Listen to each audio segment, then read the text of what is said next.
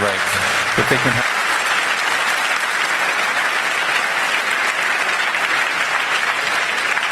Sorry about the short delay. We have a few technical problems here, as usual. I'm Sander Geiken. I'm here to welcome you on behalf of the club. We're glad you're here, glad you came. We have an excellent Congress for you. We've been putting a lot of effort in it, a lot of organizing. We have more than 80 talks from a wide range of topics involving society, community, making, hacking, culture, science, everything. We have all these lightning talks a lot this year. We have lots of projects going on. Just go around, explore, look at what people do, and a lot of stuff on the tables as well in the down on the floor A and everywhere. We have a lot of workshops. Of course, we have a huge social life here as well. We have a big lounge, DJs and everything. And of course, we're open 24 hours for all the 4 days. So have fun, enjoy life, enjoy technology, enjoy being here on the Congress.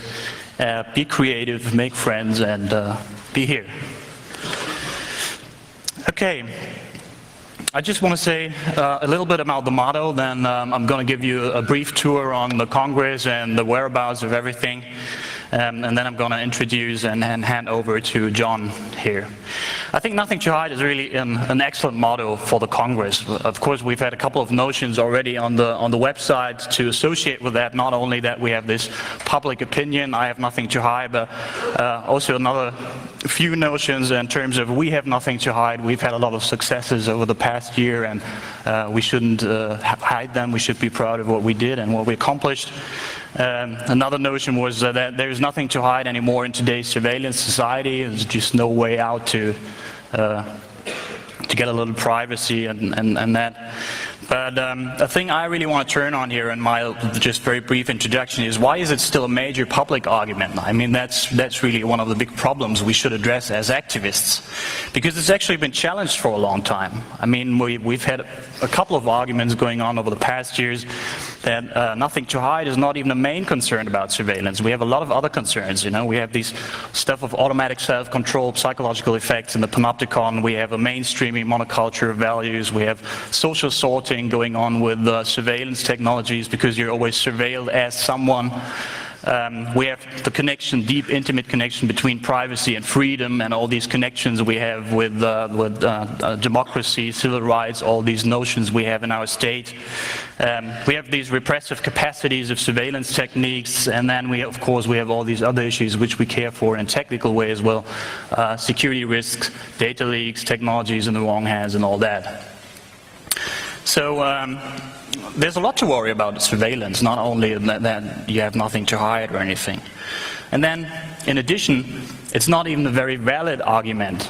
We can ask ourselves easily, do we want a society with nothing to hide, you know? And then you can easily come to a couple of points where that is not a good thing to have, you know? People can do the right thing and yet have to hide, like informants to the press, for instance.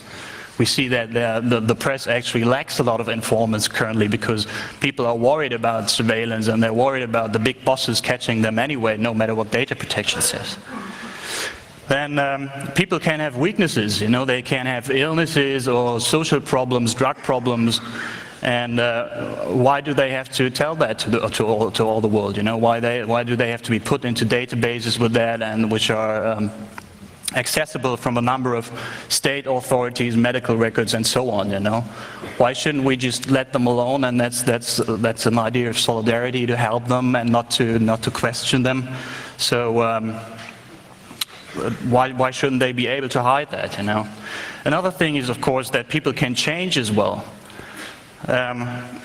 If you see stuff like school records, school databases, or medical records, which really record all the stuff you did wrong when you were a child, or all the medical problems you had when you were a child or when you were younger, you can change, I mean, over time. And why shouldn't you be able to hide that, you know? Why should these databases be some sort of eternal memory and keep all your weaknesses from the past and all your problems from the past available for everyone?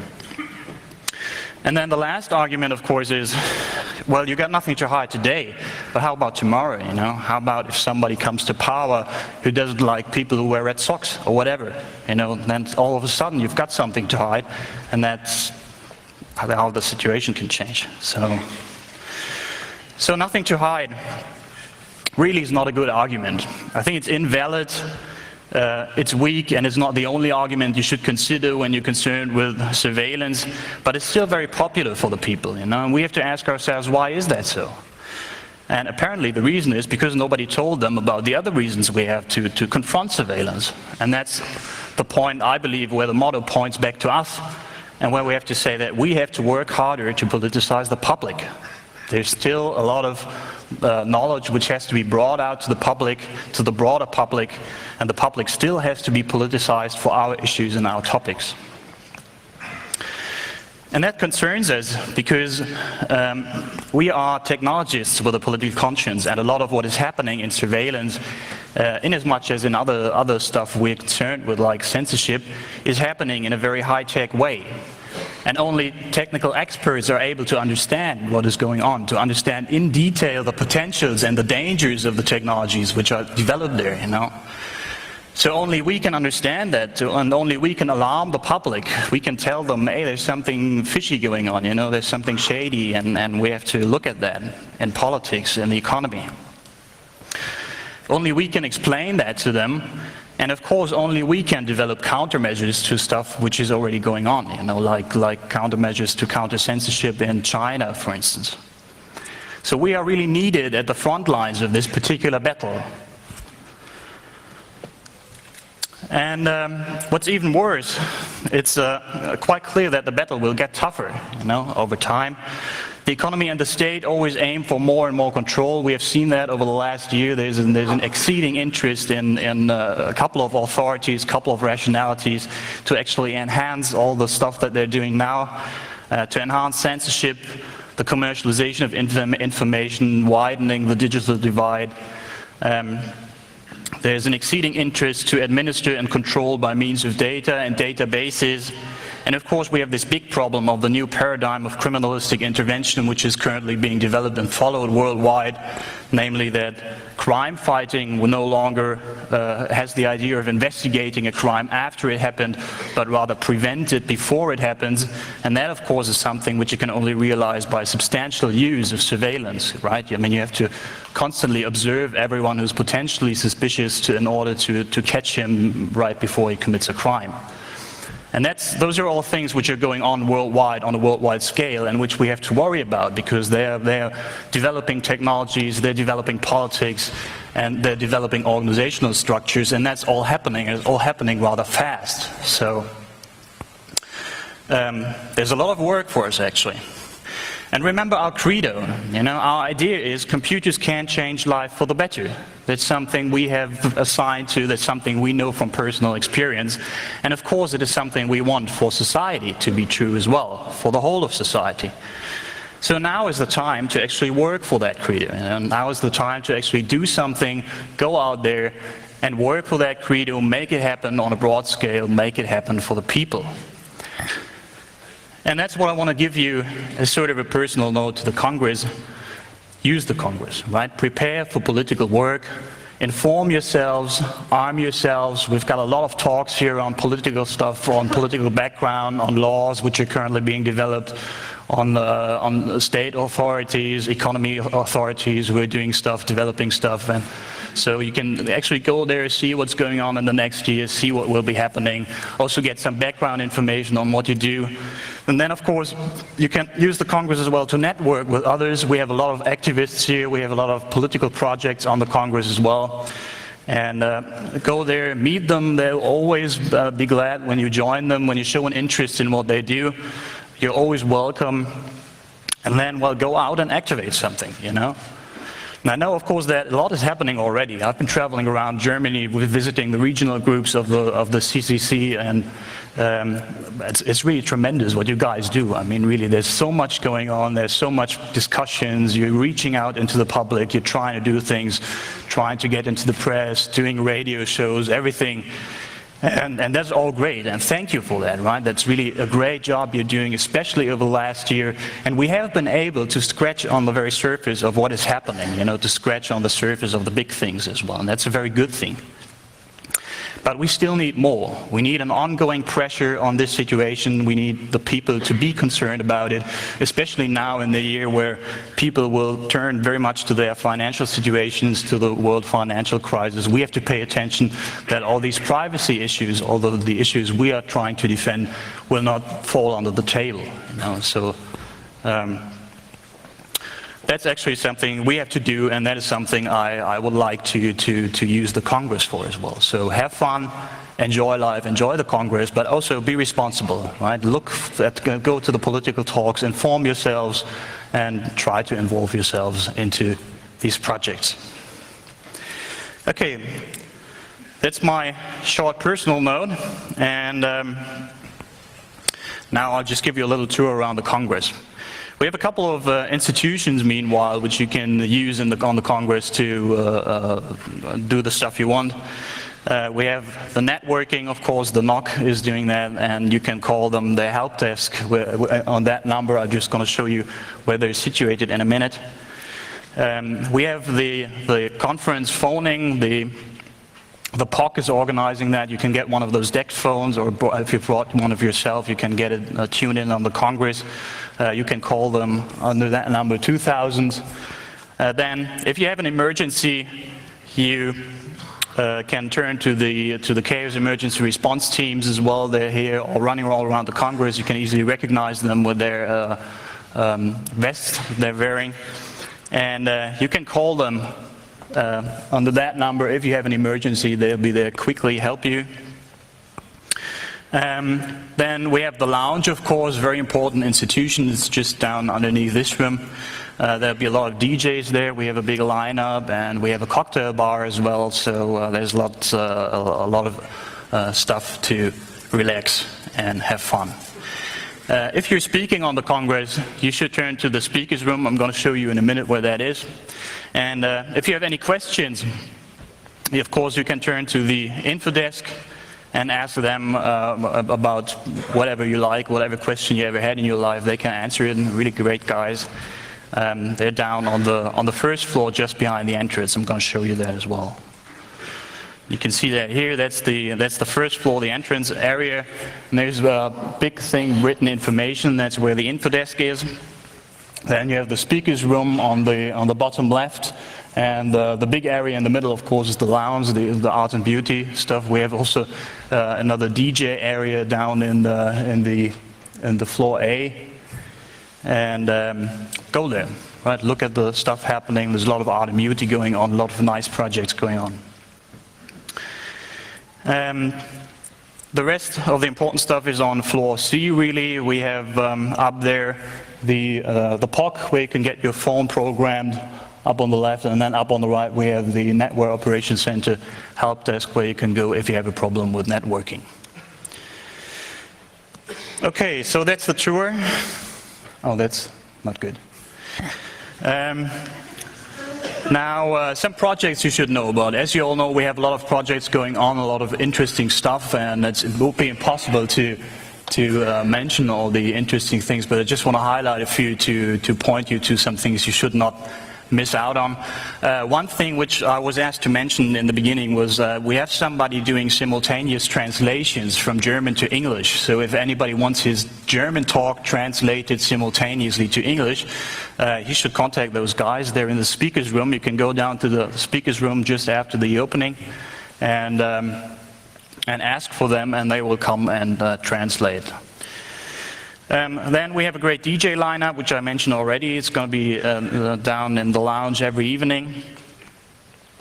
Then one very nice project, which is here now very prominently at this time, is hackerspaces, which is really an organization which is trying to build hackerspaces, to conceptualize hackerspaces.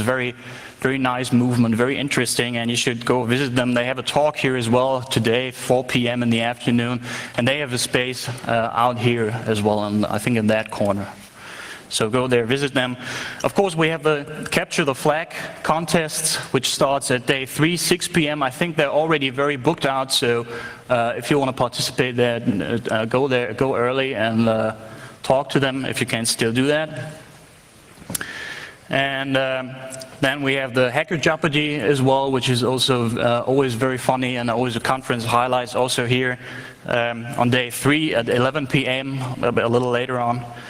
And then one very nice project which we have going on the Congress this year, which is entirely new, is the Open Beacon, Open AMD project from Sputnik. And they're going to tell you a bit about it now.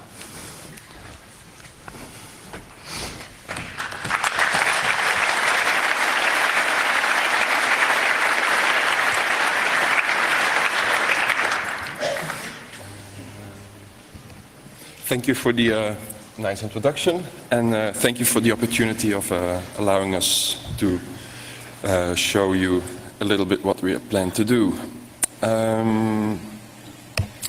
So during today or the following days, you will start to see appearing this poster in the areas. It's a poster to promote the project, Sputnik. So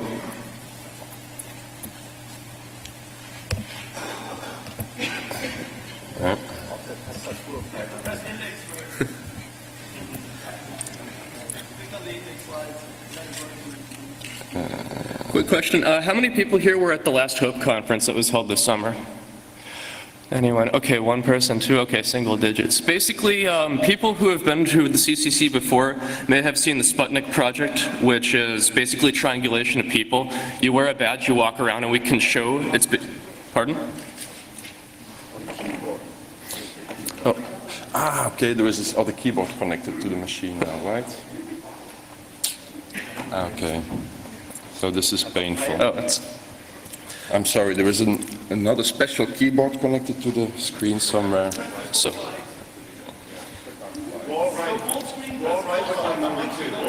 I try, I know, I know this thing. So let's always happens like this. So there's the badge. Looks pretty cool. So this is the badge. So it's RFID-based, active RFID-based badge with microprocessors and everything integrated in. So for those of you who have been here last year, this is okay, the same as before. But what's new, and we are really working very hard on that to get it actually working, is where we sense, using a very interesting peer-to-peer connection scheme, social interactions between people wearing these badges. So the idea is that if a lot of you wear these, we can actually track you in real time with whom you are having contact and stuff.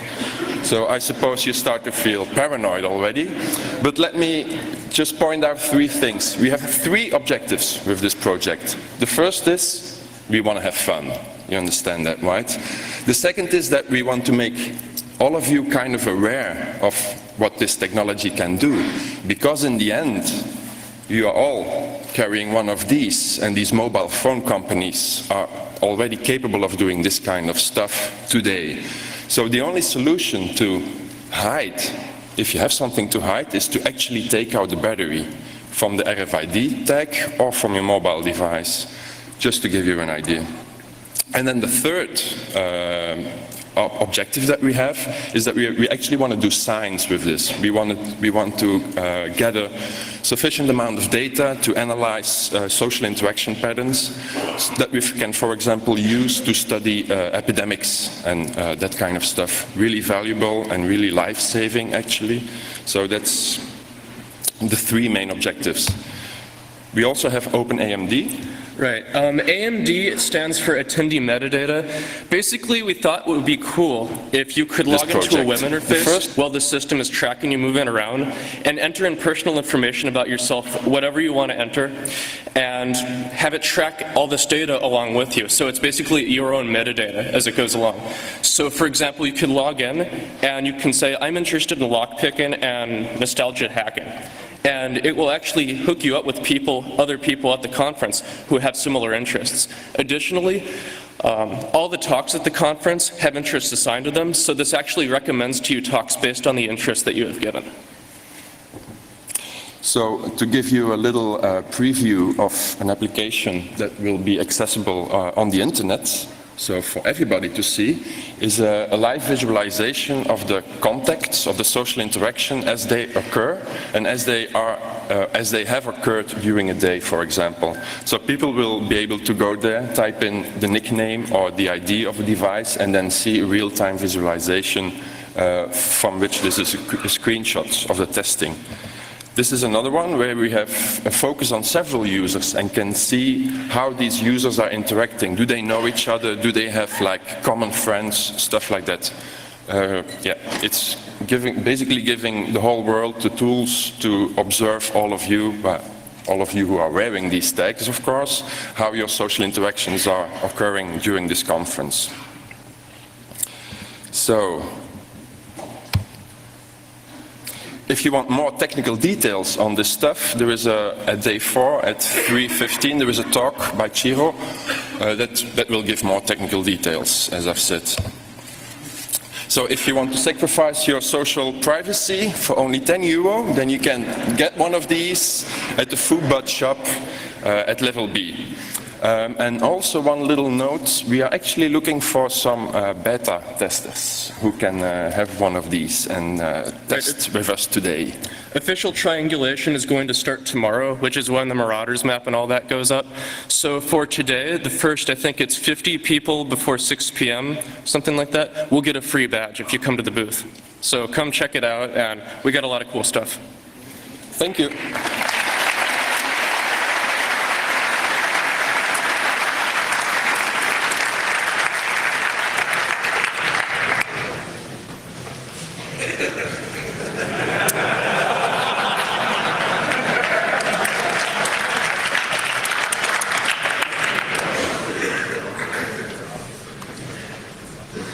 Okay, yeah, thank you. That's pretty cheap, 10 euros for your privacy. Okay, yeah, I'm curious what will turn out of your project in the end, so I hope you'll let us know. And of course, there's a lot of other stuff going on, but I'm sure you're all acquainted with the activity of exploring stuff, and so I don't want to spoil the fun. And just walk around, check it out, ask people, contact people, what are you doing there, what's happening here, and so on. So you'll find out, and you'll find your way around. And so that's it from me, and now I'm going to introduce our key speaker, John Gilmore. We're very proud to have him here, very pleased that he could come. He's a very prominent figure in the hacking scene as well. He has been around for quite some time. I believe he's the co-founder of the Electronic Frontier Foundation in the States, co-founder of the Cypherpunks as well as of the alt news groups on the Usenet. He has been developing and supporting many free software projects who have benefited from him a lot. And, but he's mostly known for his political activities in favor of privacy, of the freedom of information. He's involved into drug policy as well, and he just told me he's doing a lot on Guantanamo. And of course he's concerned with the liberal society for the information age in general. That's like the theme behind all he's doing. And as I said before, I'm very pleased to have him here and announce him now. John Gilmore, everyone.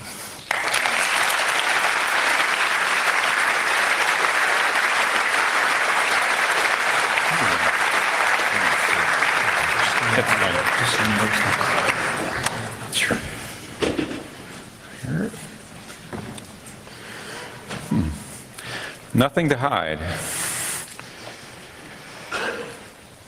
Nothing to hide. Do you have nothing to hide? I think the conference organizers have something to hide. Where are they keeping the money? Who has the passwords to the routers?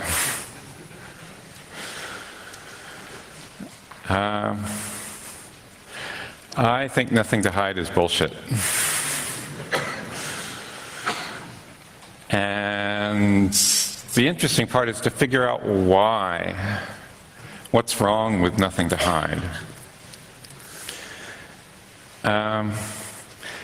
I gave a speech in 1991 at the first conference on computers, freedom and privacy, in which I sort of laid out a bunch of goals and said, oh, this is what we technologists ought to be doing you know, technology, social policy, privacy, etc. These were my goals, and I kind of want to go back over that and look at how we've done in the last 17 years at that. But nothing to hide.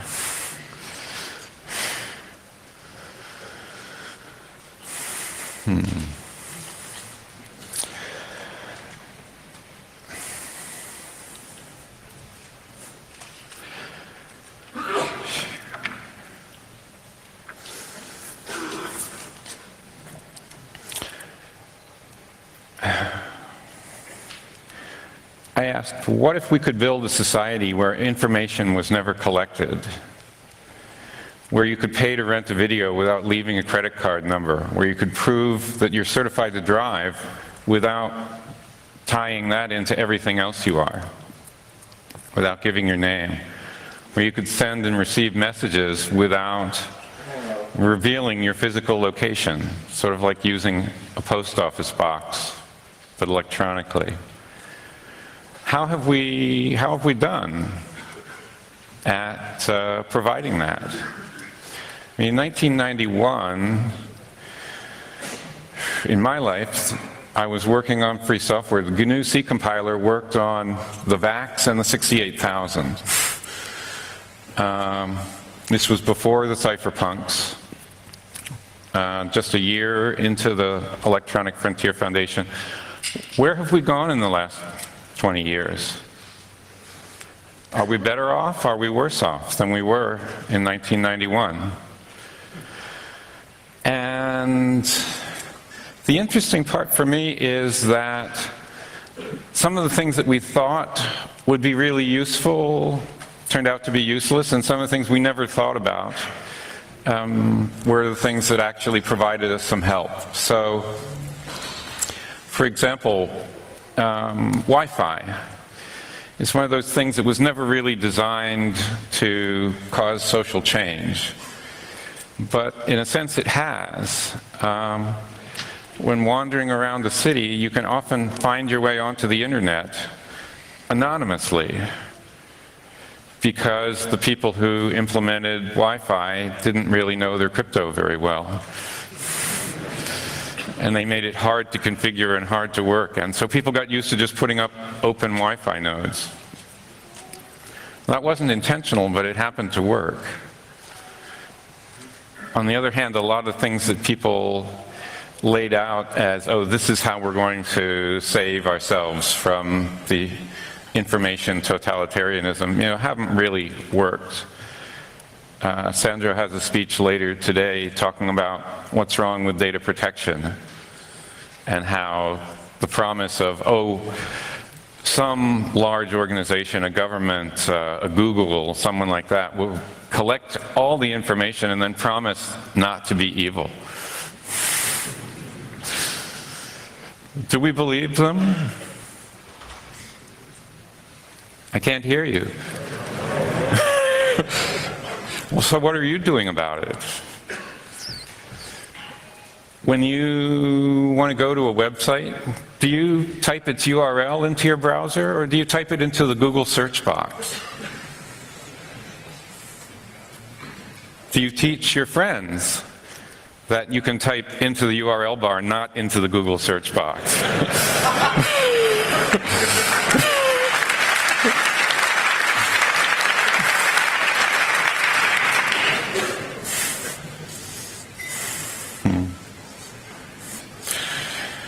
So, I said, this is the society I want to build. I want to guarantee with privacy and mathematics, not with laws, that we can give our things real privacy of personal communications. Have we done that? We're all carrying around these useful portable computer tracking devices. Mine's not working very well because some sort of fight between the American and European versions of T-Mobile. But it's still tracking me.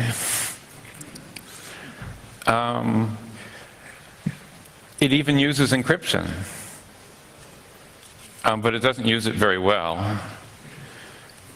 And we have people here in the audience who have worked to make cell phones private. And a very small number of people are actually using private cell phones that do end-to-end encryption, that's real working encryption, instead of the bullshit stuff that they put out there to convince us to say things we shouldn't say over the telephone. But I would say that while we won the right to use encryption in the 90s, which was very much at risk, certainly in the United States and maybe in other places, what we didn't do was actually deploy it into the infrastructure. We have a small fringe of people who are using it, and that's a good thing, but we need to figure out how to grow that fringe to a much broader audience. In 1991, I was on the internet. Many people were not. There were probably more people on AOL and CompuServe, which were walled garden time-sharing systems, than on the internet. But the difference was the internet was designed to scale. They made a few little mistakes here and there, and that's caused endless amounts of trouble, like 32-bit addresses. But if you look back, the people who designed the IP protocols were running a network with about 50 nodes.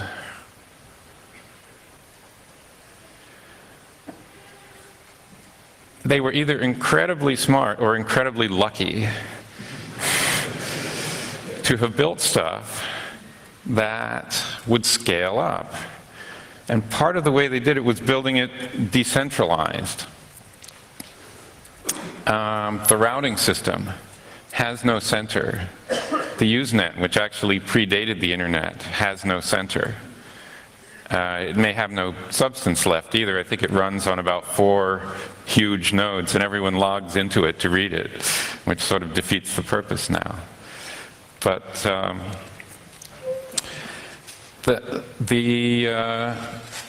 lot of the other infrastructures didn't get built decentralized. They got built in a very centralized fashion. The cell phone networks,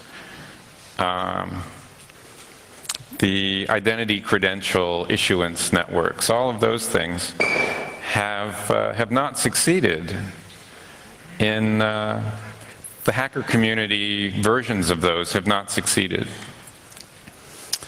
You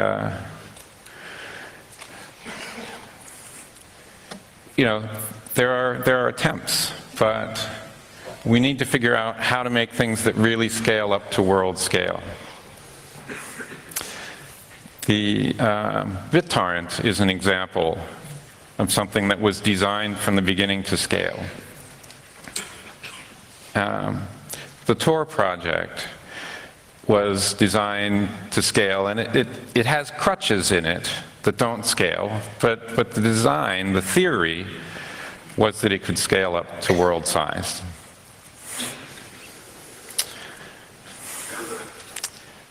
So, I asked that we build encryption strong enough that even the NSA can't break it. I think we probably succeeded at that.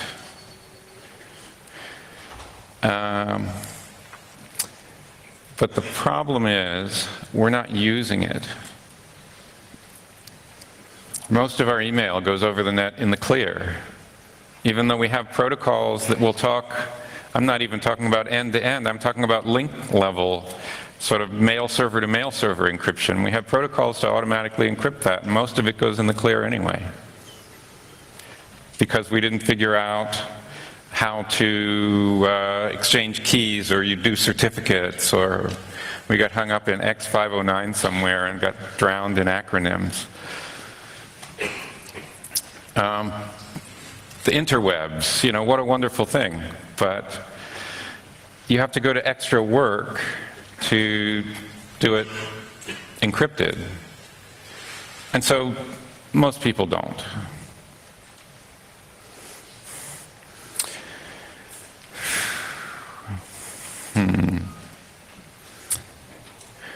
Meanwhile, while we were defeating the NSA in theory, they were defeating us in practice. Right? Besides wiretapping all of the people all over the world outside the United States, they're now wiretapping all of the people all the time inside the United States.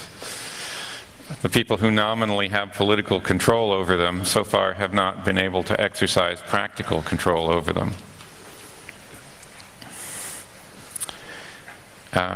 And at EFF, you know, as you all probably know, we're working on this.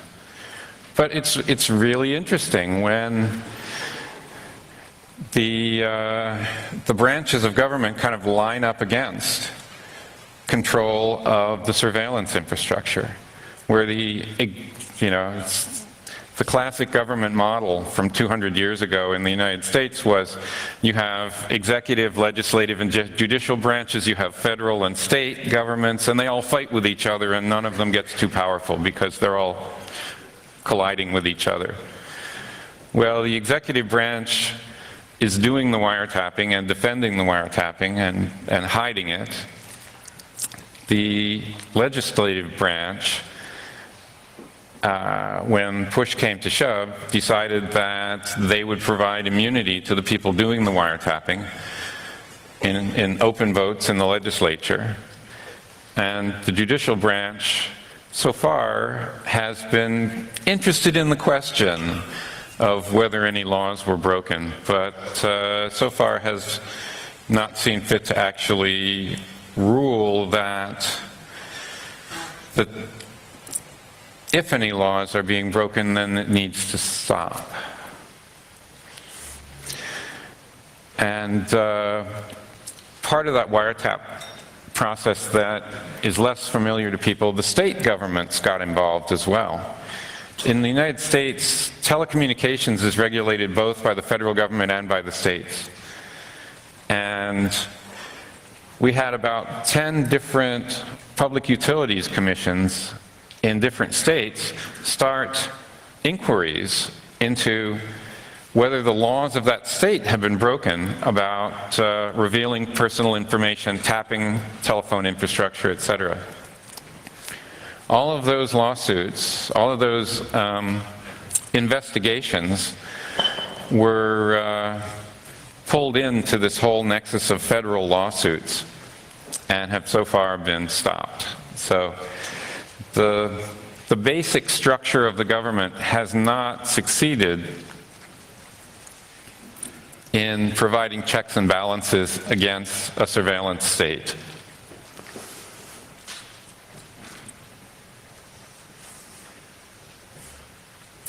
So what do you do about that?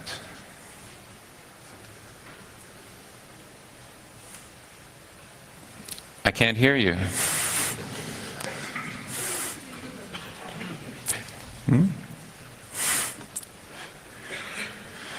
I mean, governments change over the centuries, and people come up with new ideas, but I think we need some new ideas.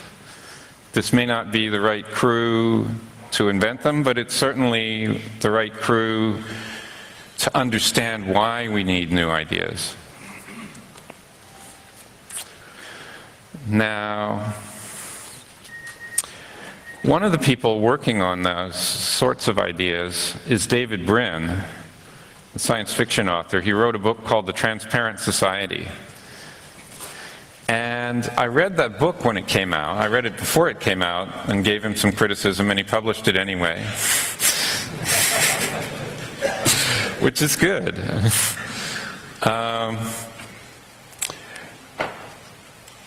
And he didn't convince me of his ideas when I read the book, but he's been, society has been convincing me more and more as I see how things have gone. His basic thesis is that accountability is more important than privacy as a social function,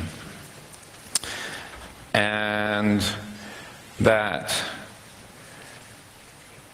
people with power in a society, whether it's political power, social power, economic power, use control of information to avoid accountability and to impose accountability on other people who they're opposed to.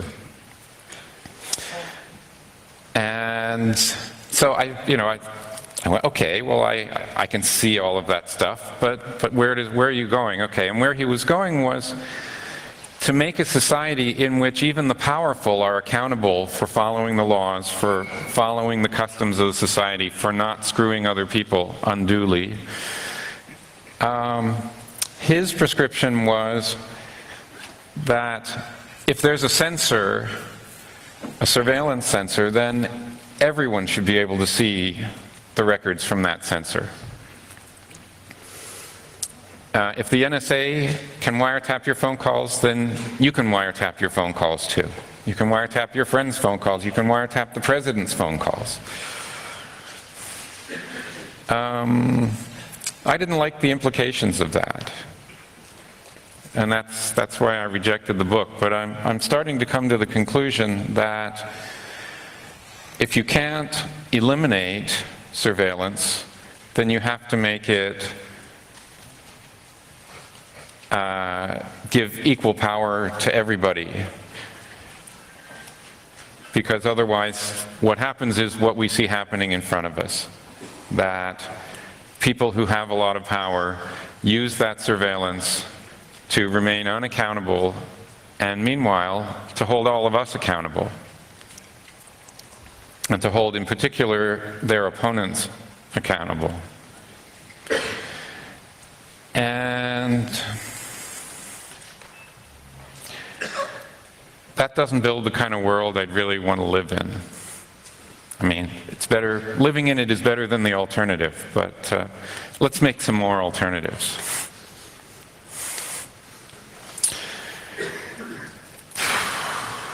So, let's see.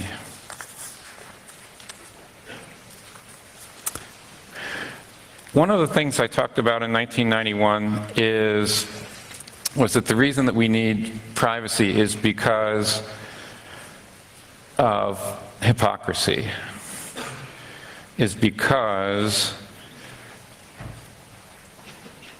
there are people with kind of split personalities where they say, this is the rules, but I actually do this. They say, oh, the rule is you're not allowed to use drugs to alter your consciousness. But here they are drinking coffee at 10 in the morning. Or doing other things. And most people don't seem to quite get that. One thing that occurred to me is maybe a better way to explain it. Hypocrisy in a single person, it's fairly common, but it's fairly innocuous. You can catch them out at it if they're too egregious about it. But if you think of society, as a person, as a body politic, of course there's going to be hypocrisy. Of course everyone in society is not going to agree about what the rules should be, and everyone in society is not going to agree about how they should act and what they should do in the world. And that's where privacy has been a social lubricant to say, okay, if you belong to this community, even though some part of society disapproves of you, you can keep doing the stuff you're doing. You can pray to this God if you want, and all those people who think your God is terrible, they won't even know, so don't worry about them. If we're actually going to build, if we're going to live in a society where everyone can see what everyone else is doing, we have to build a whole lot more tolerance, a whole lot less of the, oh, well, I can see him smoking a joint, so therefore he has to go to prison.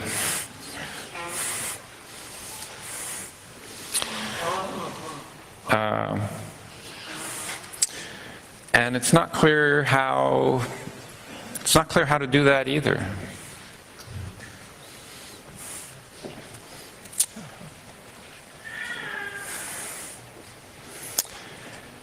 Now, one of the issues I've been working on is identity. I mentioned it in the 1991 speech, but I put a lot more focus on it after 9/11, because I noticed, at least in the States, I don't know quite how it's been here, governments were paying a lot more attention to tracking the movements and communications and activities of individuals and building big dossiers about them. I understand in this physical location there used to be more of that going on, and now there's maybe less. But I think in other places in Europe, the trend has gone the other way, and the UK, for example. And certainly in the United States. And if you look at it, you can sort of see, I mean, the reason is obvious. If the government wants to, if the government or a large, a place like Google or something like that, a large organization, wants to apply surveillance to its opponents without wasting its time and money surveilling everybody, which is still a little too expensive, they need to figure out who those opponents are, where they are. It's a way that, even though they can't put keyloggers in every keyboard, and they can't subvert the encryption, in every iPhone and every laptop, if they can figure out, oh, this is his laptop, this is his checked bag, let's look at it. If this is his or her movements, let's see who he or she is talking to. Then they can imply the really intrusive surveillance in a way that the average person never figures out. And all it takes for that to work is for the average person to say, oh, it's of course I'll show my ID anytime you ask. Right? I have nothing to hide. Yes, this is me, John Gilmore, getting on an airplane.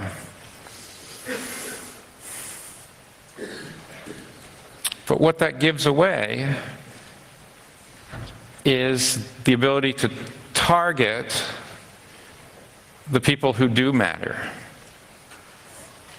even if you don't matter. So I've been living in the United States without an ID.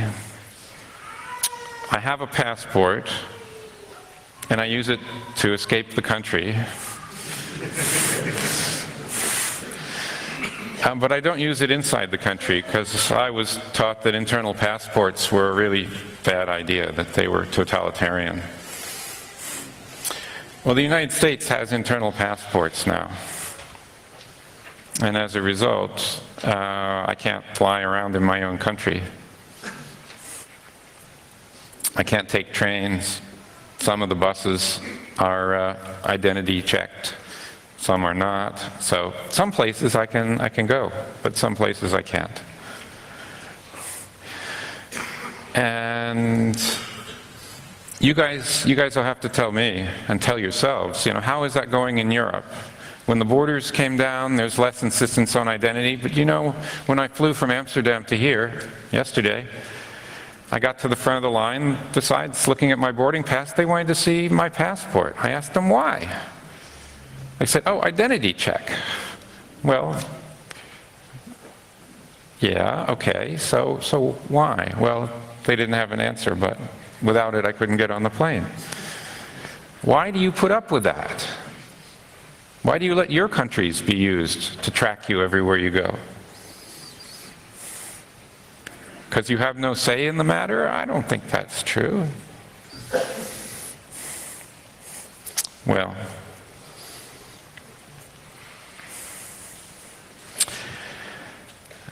so nothing to hide.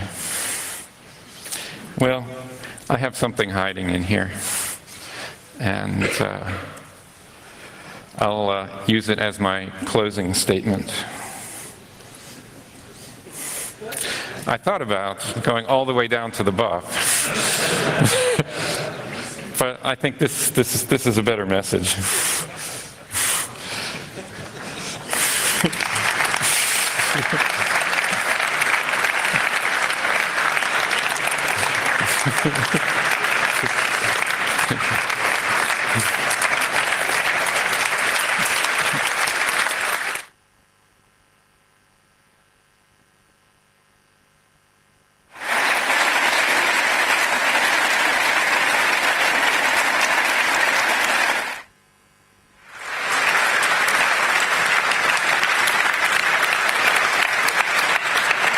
Okay, yeah, thank you. Any questions to John? Still have a very few minutes. It's a picture of Osama bin Laden. It says, "I'm still free. What about you?"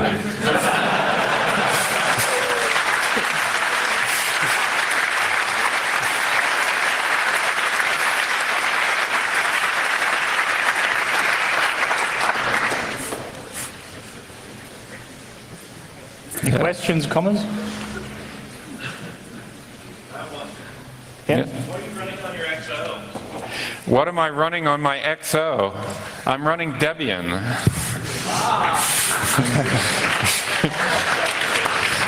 Right. The XO laptop comes with built-in DRM. It's a TiVoized machine.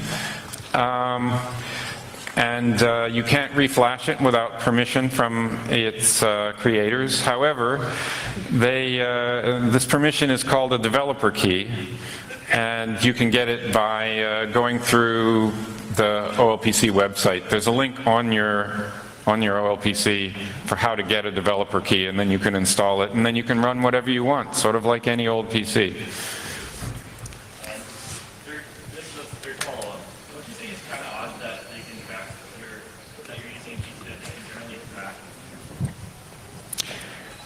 I didn't hear the question.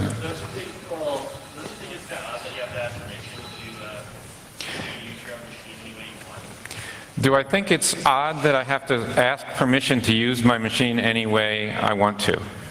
Abso-fucking-lutely. Yes. In fact, I've had a lot of interactions with the One Laptop per Child project about that issue. I believe they are currently in violation of the GNU public license because of their DRM scheme, violating both the GPL version 3 for TiVoization and also GPL version 2, just because hundreds of thousands of children in the third world have received these laptops with binaries and no source code.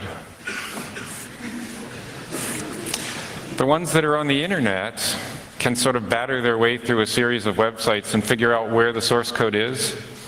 I mean, I've been hacking on these things for a couple of years, and still I have some trouble finding different bits of the source code for it.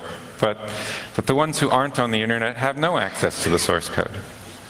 And they need to figure out how to fix that. I think that's it for my questions. Okay. Do you have any idea if the situation in the United States has changed under the new government, or will it just stay the same? Do I have any ID or idea whether the situation in the U.S. will change based on the new government? Well, personally, I didn't vote for the guy.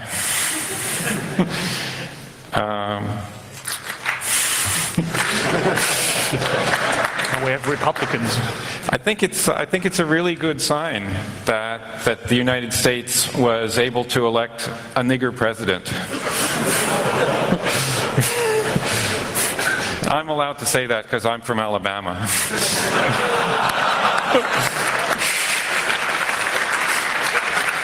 I think it's a really positive sign, but I don't think that his policies on whether the government should be bigger and have more control over individuals are any better than the Bush administration's policies on that. Only time will tell. I've got one question to you, John. You talked about accountability versus well, this thing of privacy. Well, accountability, I guess we can all agree, is something important too, but the question of personal accountability versus government's accountability is a question of enforcement of policies. Because you got good rules in theory about accountability of people being in charge in governments, running surveillance state machines or whatever.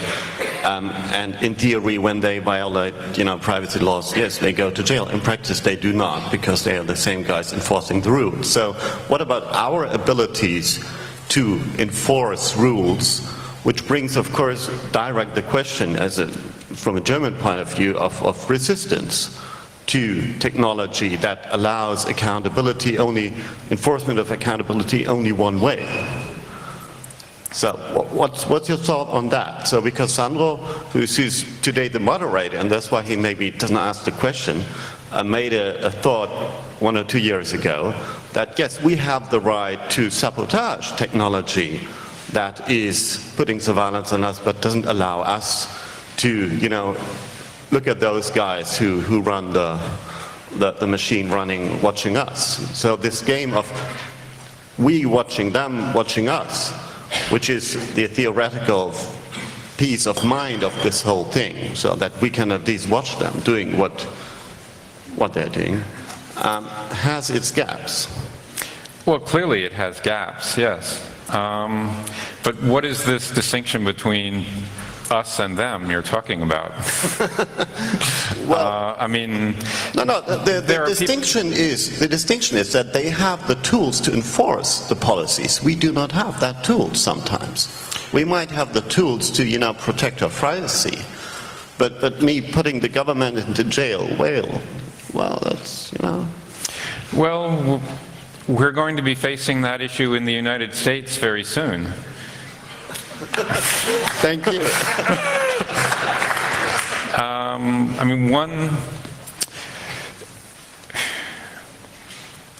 of the issues, this is absolutely an issue. One of the issues in different legal systems is how much power it gives to ordinary individuals to enforce their rights.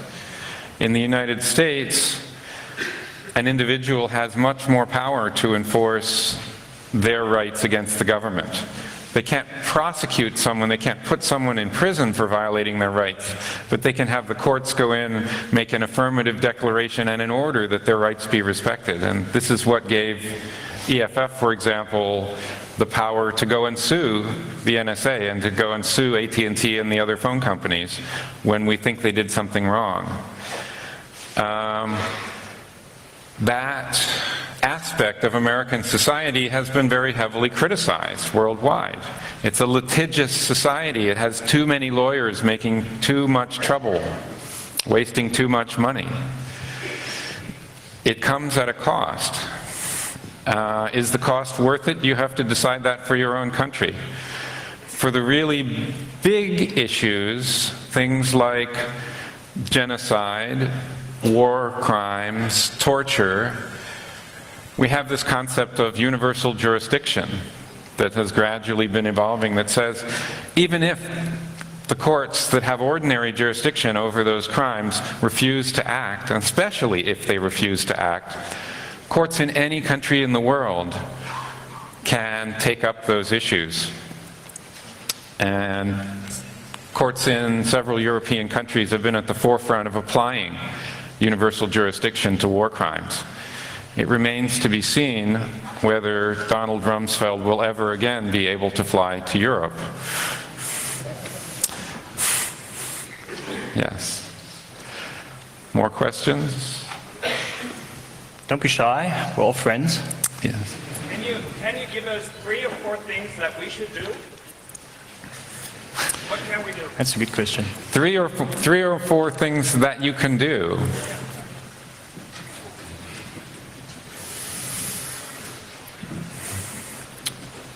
Well, it's a hard one. It really depends on you and what your skills are and where you fit in the world. Well, because earlier you were saying, or you were implying that encryption is something that we could all use. And I was thinking of something like that. Well, certainly, yes. You can use more encryption. part of the reason that people don't use encryption is because we've made it too hard to do so.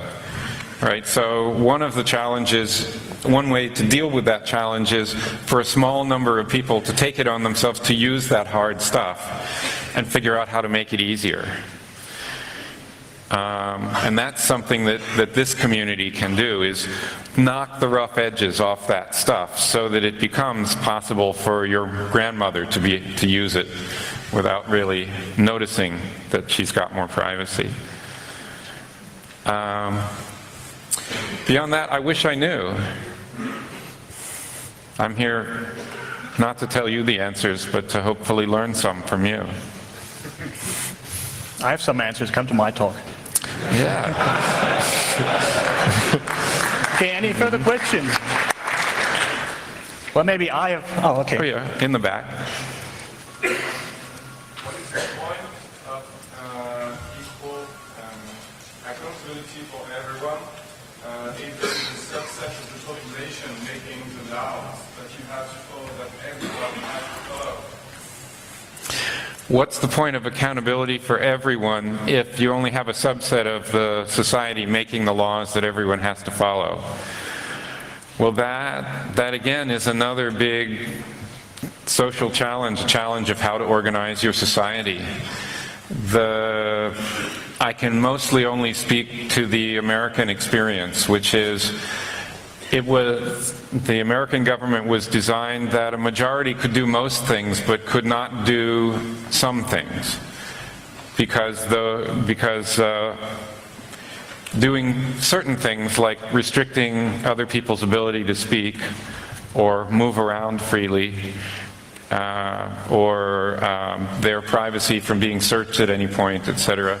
Those were considered too dangerous to the openness of the society. Clearly, in the last 200 years, that framework has not worked as well as it should have. In particular, the prohibition on searches without warrants has been routinely ignored by all branches of government, and that has brought us to the surveillance society we're living in today. The protection of freedom of speech has been much stronger, and again, this is something that the United States is criticized for allowing people to say things that many people in Europe wish would not be said. But so it has come at a cost. One of the interesting things there is a non-profit organization, the American Civil Liberties Union, grew up in the last 100 years mostly to enforce that right, the freedom of speech, freedom of the press, etc. And I think that's a large part of the reason that it still exists. So it's, you know, and it's not so much that those rules got written down inside the government, it's that people got up on their hind legs and said, no, when you violate this, we're gonna fight this out with you. And that actually gives me a little bit more hope that even when the government goes wrong in one way or another, if enough people out in society get upset about it, they can make it change. Yes? So, you were talking about the abuse of identity cards and how they were used to track us across all over the world. When I'm thinking about the key signing party, the PGP key signing party, most of the time you have to present your ID card. Well, it seems to be in conflict with creation of an alternative trust relationship. What are your thoughts on this topic? I never presented an ID card to get my PGP key signed.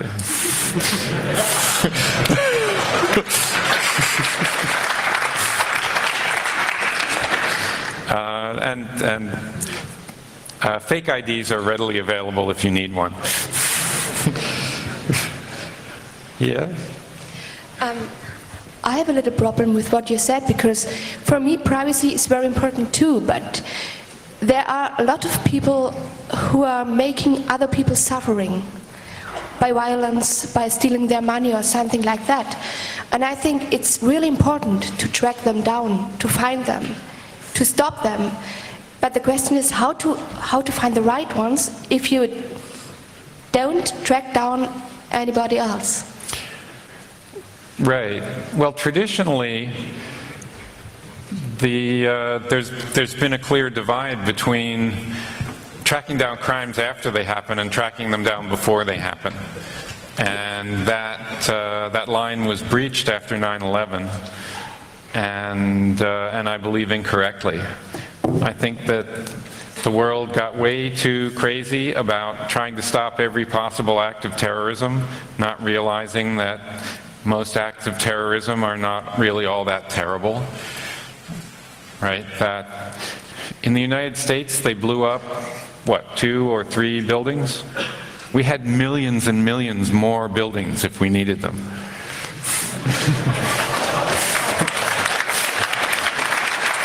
Right? In one day we had 5,000 people lose their lives. That week, 5,000 more people lost their lives due to heart attacks. And the next week, 5,000 more lost their lives due to heart attacks. And the next week, 5,000 more. But everybody took their attention off of the heart attacks and put all their attention on stopping that one-time loss of life. All right? I just think it was an overemphasis that needs to be corrected before we can get back to a balance that will actually protect us from crimes after they happen. You can't protect yourself from a crime after it happens, but you can deter it and you can bring those people to justice. But instead, what I think has happened is the world has become less likely to bring people to justice. There is more secrecy, less accountability. The people who are brought to justice are as often innocent as guilty. I've been working to free the people in Guantanamo for many years now. I've been supporting lawyers who have been succeeding gradually in the courts to get them out. I am paying tuition at university for 3 different former Guantanamo residents. And I'm now running on reserve battery power.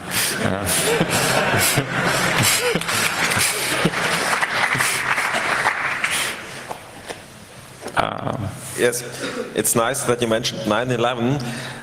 My question is about the media coverage. I mean, a lot of people, the average population, get the main perception of the world through the media, through the mainstream media. And my question is, since 9/11, we've witnessed a major uprise in the whole terrorist issue in the media, and not just the real-life coverage, but also fictionally. Series like 24 promote all those cool prosecution methods, which are called hacking. We all know better that stuff that they show in 24 and the like are not real hacking. But they show how they can track people electronically, and in the end, the good guys always win. Isn't it a matter of the authors that fictional stories always influence the way how people perceive the real life, the history, future, and present?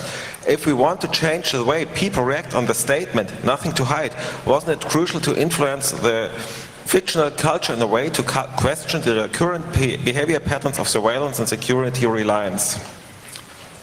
Yes.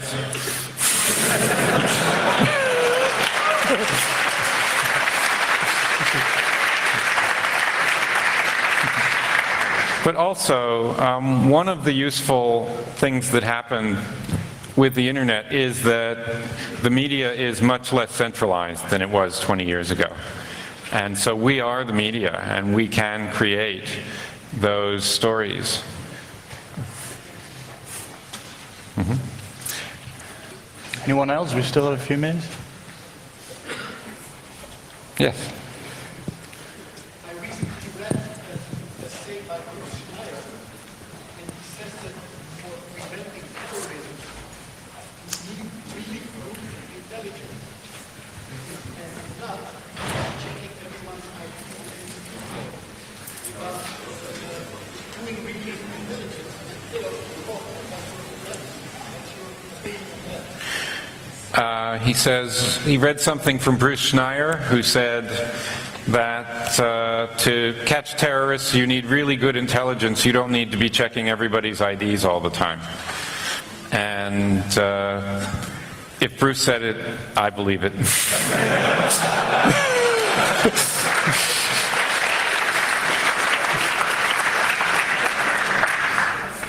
Yeah.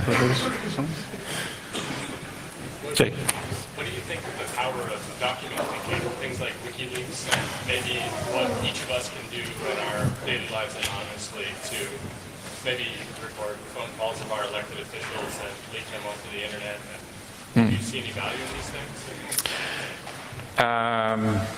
He asked about the leaking of documents, use of WikiLeaks and other things, and what can we do to maybe record our interactions with public officials and things and put them out in the public. I think this is a good thing.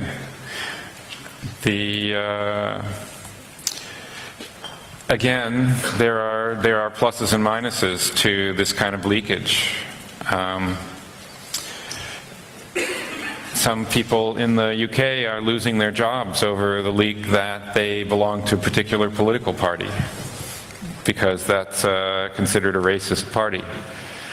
On the other hand, in the last 2 weeks, I guess I've seen the censorship lists from 2 or 3 different countries posted on WikiLeaks. Very, very interesting. If you go to those websites from other countries, you can see what they're concerned about you not reading. As for recording your interactions with politicians, it's interesting, but it's really kind of a sideline. The most interesting leaks come out of people working in the government. Not my interaction. Yes. Their interaction. Recording their internal interactions inside the government? Sure. Interestingly, some of the worst governments, it'll be interesting to see what happens after the Bush administration leaves office, to see how many records are left of what they were doing. Right? The most totalitarian organizations tend to leave the best records. There's a project happening now in Guatemala where there was 30 years of civil war in Guatemala that only ended in the 90s, and the national police were involved in a long campaign of disappearances, tortures, murders of political opponents. A few years ago, a huge building full of paper records was discovered in Guatemala City, in this sort of police compound. The neighbors were concerned that the building might have munitions in it and that it might threaten their neighborhood. So they sent the Ombudsman for Human Rights in to look at it. And what they discovered was 110 years worth of full records of the National Police, including like 70 or 80 years when they were a reasonable police force, and another 30 years when they were raping, pillaging, murdering, and torturing. And currently the effort is just to save those records, is to sift through them, scan in as many as we can, get them into safeguard before someone throws a bomb into the building and destroys them all, who doesn't want accountability. And then, you'll spend the next 50 years with sociologists trying to figure out, how did a good police force go bad? But I just saw an interesting article about the Nixon, the Watergate issues that drove President Nixon out of office. The leaker has been known for a few years to have been the #2 guy in the FBI who alerted the Washington Post to the president's activities in bugging his political opponents and eventually brought down the president.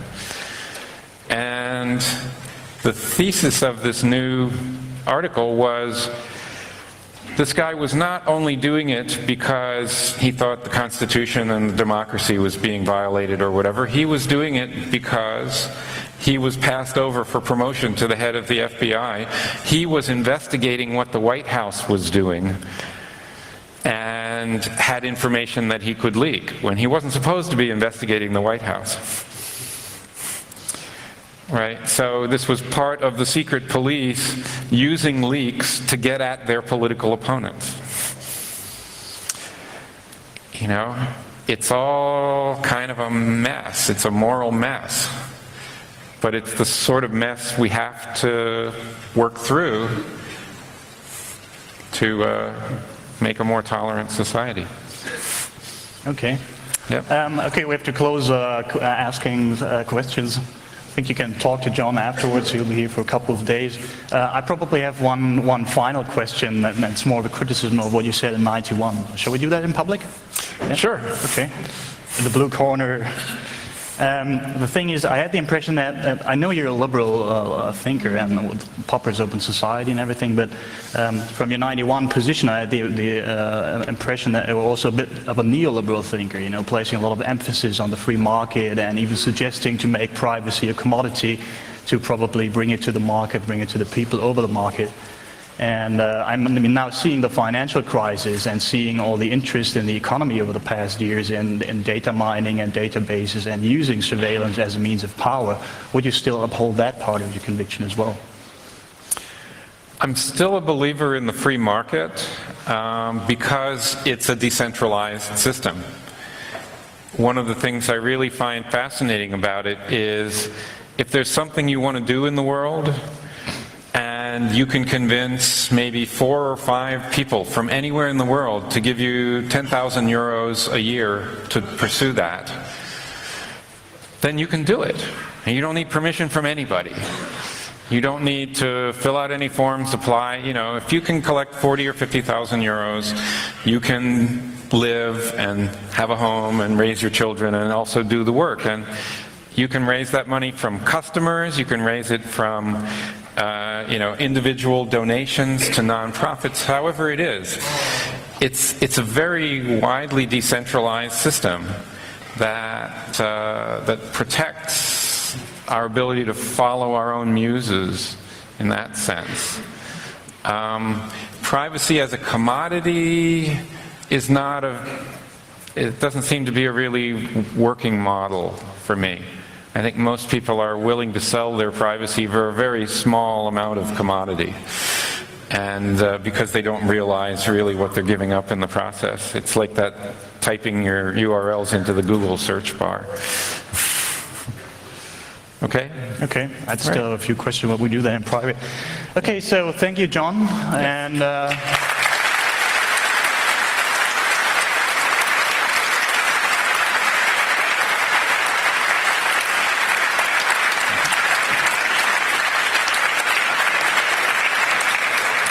Congress is officially opened. I hope you'll all have a good time, splendid time, informative time, and I'll see you all in 4 days. Thank you.